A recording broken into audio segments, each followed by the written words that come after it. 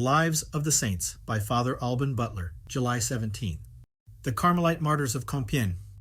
The Teresian Reformation of Carmel was accepted in France in 1604. In 1641, Madame de Lauvancourt founded in that country the 53rd Convent of the Order in Compiègne, and that house was distinguished from the first moment by its strict observance.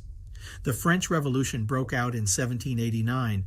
At the beginning of the following year, the religious communities were suppressed, except those dedicated to teaching or to the care of the sick.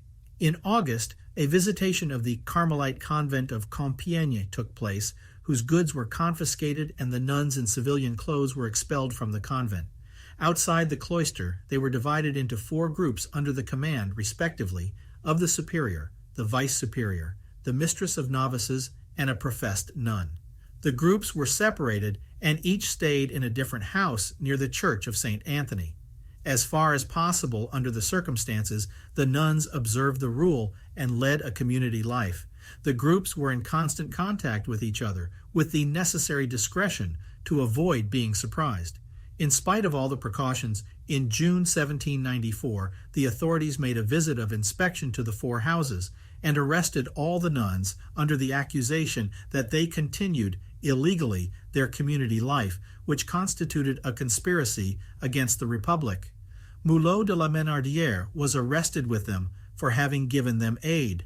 The nuns were imprisoned in the former convent of the Visitation of Compiègne.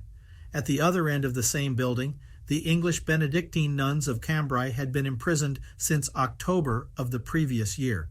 In 1795, they were allowed to return to England and to take with them the clothes that the Carmelites had worn in Compiègne.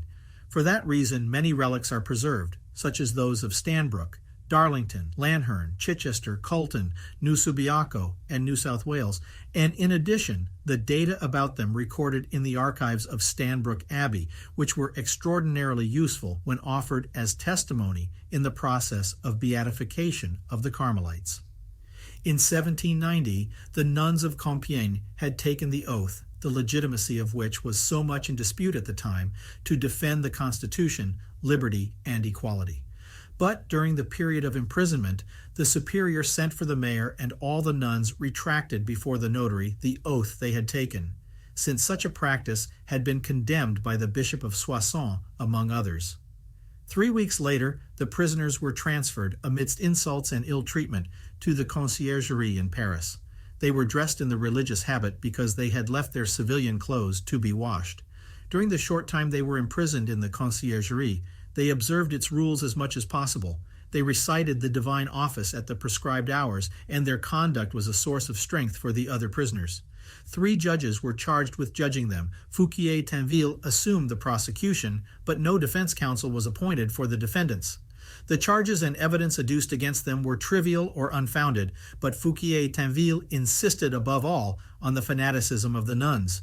Sister Marie Henrietta confronted him and asked him what he meant by that term. The prosecutor replied, "By that term I understand your childish beliefs and your stupid attachment to religious practices." The nun then turned to her sisters and said, "As you see, we are condemned for our religion. We will have the happiness of dying for God." They were all condemned to death, as was Mulot de la Menardière, for having antagonized the people by conspiring against the Constitution. The Carmelites were transported in carts to the Place du Trône Renverse, nowadays Place de la Nation.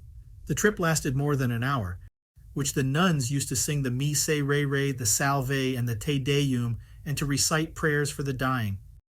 Each one of the victims, on ascending the scaffold, sang the Laudate Dominum omnes gentes, which deeply impressed the crowd and the guards.